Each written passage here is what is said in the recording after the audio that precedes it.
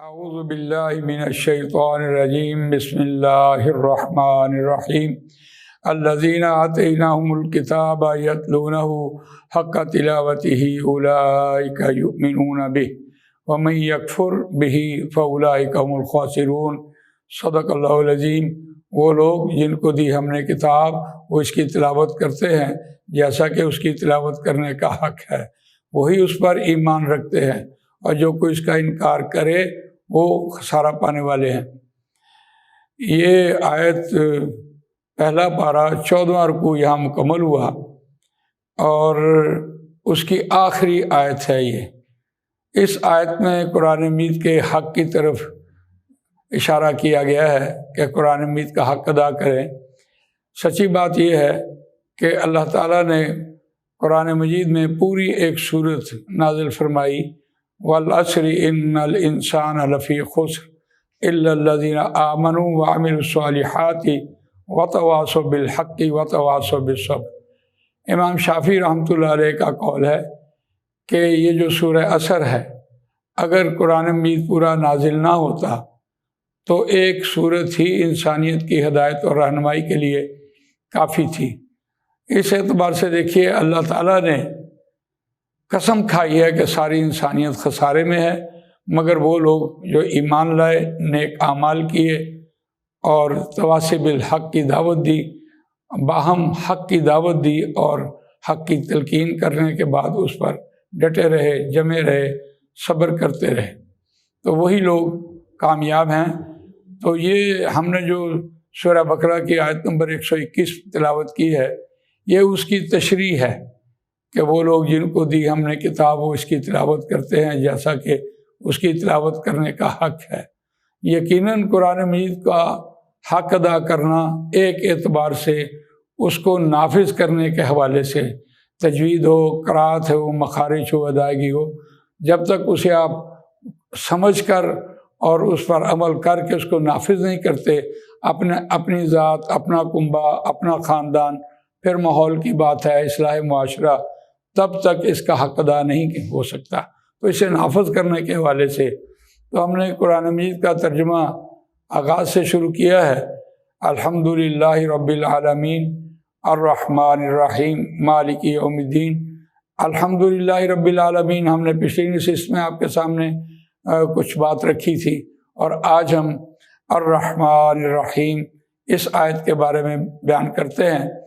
الرحمن اور رحیم دونوں اللہ کے صفاتی نام ہیں، اور جہاں یہ کہا جا رہا تھا کہ تمام تعریفیں واسطے اللہ کے ہیں جو تمام جہانوں کا پروردگار ہے، تو اس اعتبار سے دیکھیے اس کے بعد اللہ تعالیٰ کی صفات بیان ہوئی ہیں دو، ایک رحمان، ایک رحیم۔ رحمان کا جو روٹ ہے وہ بھی را ہا میم ہے، را ہا میم، اور رحیم کا روٹ جو ہے وہ بھی را ہا میم ہے۔ دلچسپ بات یہ ہے کہ الرحمن جو ہے یہ مبالغے کا صیغہ ہے، اور جو رحیم جو ہے وہ آ رہا ہے فعیل کے وزن پر، اور اس میں ہم دیکھتے ہیں دونوں میں اگر روٹ ایک ہے تو اس میں رحمان میں اور رحیم میں کیا ربط ہے آپس میں، جس سے ہم کچھ حاصل کریں، اور کیا ہماری انسانی زندگی میں اس سے کوئی تبدیلی آتی ہے۔ یہ ہے اصل بات کہ ہم قرآن مجید پڑھیں اور اس سے اپنی زندگی میں کوئی تبدیلی دیکھیں۔ رحمان کا وزن جو ہے وہ آ رہا ہے سبحان، فعلان، جولان، غضبان، رحمان، جیسے ٹھاٹھے مارتا ہوا سمندر، اس میں جوش ہو، اس میں ولولہ ہو، تو یہ اس وزن پر یہ بات آ رہی تھی۔ اس پر تو سچی بات ہے کہ حضرت ابراہیم علیہ السلام خلیل اللہ، ان کا جو خانہ کعبہ کی تعمیر کے وقت ایک دعائیں مانگنا تھا، اس سے یہ بات سمجھ آتی ہے، وَإِذْ قَالَ إِبْرَاهِيمُ رَبِّ اجْعَلْ هَٰذَا بَلَدًا آمِنًا وَارْزُقْ أَهْلَهُ من الثمرات من آمن منہم باللہ والیوم الآخر۔ ابراہیم علیہ السلام نے اللہ تعالیٰ سے یہ التجا کی، دعا مانگی، اے پروردگار وَإِذْ قَالَ ابراہیم رَبِّ اجْعَلْ هَٰذَا بَلَدًا، اس شہر کو امن والا بنا دے. من آمن منہم باللہ والیوم الآخر، جو کوئی ان میں سے تجھ پر ایمان لائیں اور آخرت پر ایمان لائیں، ان کو پھلوں سے مالا مال کر دے، ان کو رزق کی فراوانی فراہم کر دے. یہ ابراہیم علیہ السلام کی دعا تھی. اللہ تعالیٰ نے ابراہیم علیہ السلام کو یہ بات کہی کہ ابراہیم خلیل اللہ ہونے کے ناطے تو یہ بات بالکل درست ہے، یہ خواہش بھی بالکل درست ہے، لیکن میں اللہ ہوں. قال ومن کفر، جس کسی نے میرا اس دنیا میں انکار بھی کیا ہوگا، وہ مجھ پر ایمان بھی نہیں لایا ہوگا، اس نے کلمہ بھی نہیں پڑھا ہوگا، میں اس کو بھی اس دنیا میں پورا کروں گا. فَأُمَتِّعُهُ قَلِيلًا ثُمَّ أَضْطَرُّهُ إِلَىٰ عَذَابِ النَّارِ وَبِئْسَ الْمَصِيرُ، اور رہنے کی وہ بہت بری جگہ ہے. تو اس اعتبار سے وہ اللہ نے کہا جس نے میرا اس دنیا میں انکار بھی کیا ہوگا، میں اس کو بھی دنیا میں مالا مال کروں گا، اس کی ضروریات پوری کروں گا، اور پھر آخرت میں اس کو میں مجبور کر دوں گا، آخرت کے عذاب کی طرف گھسیٹ لاؤں گا، اور رہنے کی بہت بری جگہ ہے. البتہ وہ رہنے کی بہت بری جگہ ہے.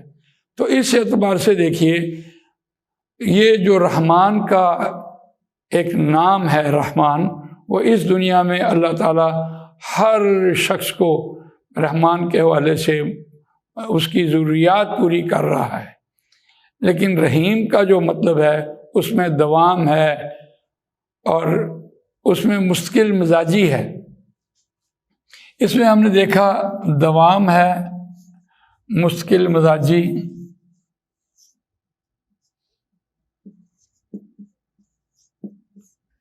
اور ہمیشگی پائی جاتی ہے، اور اس میں ولولہ ہے، جوش ہے. جیسے آپ کہتے ہیں ٹھاٹھیں مارتا ہوا سمندر، رحمان کا وزن.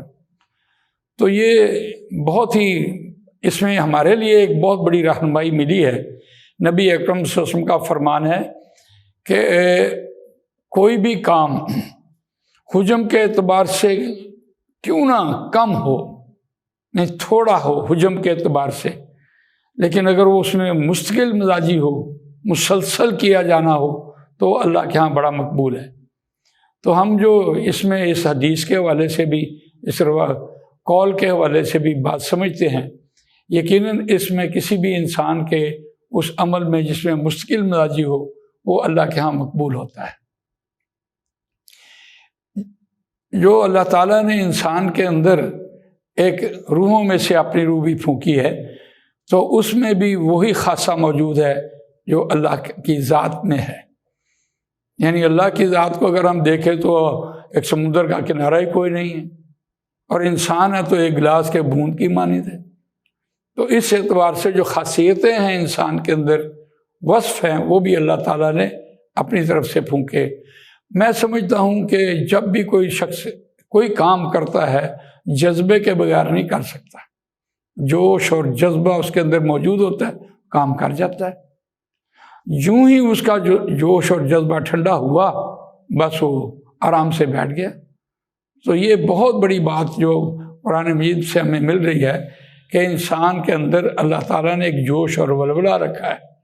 جتنے کام آپ دنیا کے دیکھیں وہ جوش اور ولولے کے حوالے سے کر رہے ہوتے ہیں، لیکن اگر ہم اپنی ذات کو دیکھتے ہیں تو ہمارے جتنے کام ہوتے ہیں وقتی ہوتے ہیں. اور وہ اس کو جب کوئی بھی نیک عمل انسان مستقل مزاجی سے کرنا شروع کر دے تو پھر وہ مقبولیت کا درجے میں آتا ہے. اس کو ہم کہتے ہیں اس میں استقامت آ گئی ہے، اس میں مستقل مزاجی آ گئی ہے. تو مقبول کس طرح سے ہے؟ قرآن مجید کہتا ہے ان الذین قالوا ربنا اللہ ثم استقاموا تتنزل علیہم الملائکہ. جو لوگ اللہ کو اپنا رب کہتے ہیں اور اس پر ڈٹے رہتے ہیں، جمے رہتے ہیں، تو اللہ تعالیٰ ان پر فرشتے بھیجتا رہتا ہے، اور اس استقامت کی بنیاد پر وہ پھر مقبول ہوتا چلا جاتا ہے.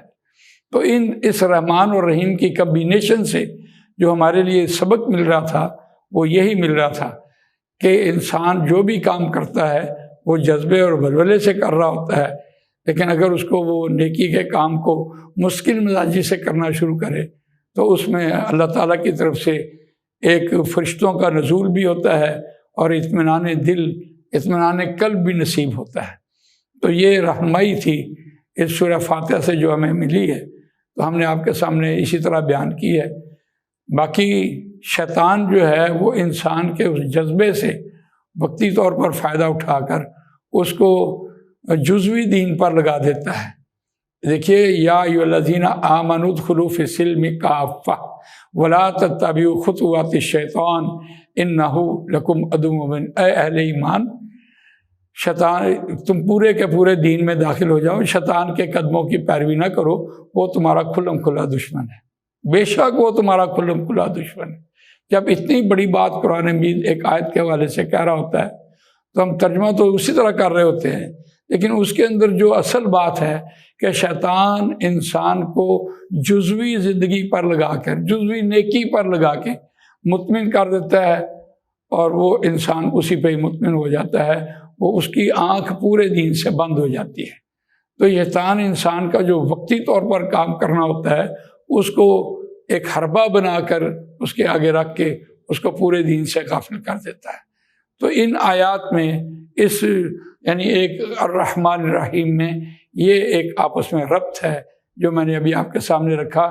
یہ آپ کے ذہن میں سوال پیدا ہو گیا تو پھر بھی آپ اس یوٹیوب چینل جو ہے ہمارا تفسیر القرآن قاری حبیب الرحمن کے حوالے سے، اس میں آپ میسیج بھی بھیج دیں اور اس کو لائک کریں، اس کو سبسکرائب بھی کریں، تاکہ آپ کو ہمارے سارے پروگرامز جو ہیں وہ سلسلے وار ملتے رہیں۔ اللہ تعالیٰ مجھے آپ کو قرآن مجید پڑھنے، سمجھنے، اس پر عمل کرنے، اس کو دوسروں تک پہنچانے کی توفیق عنایت فرمائے۔ جزاک اللہ خیر۔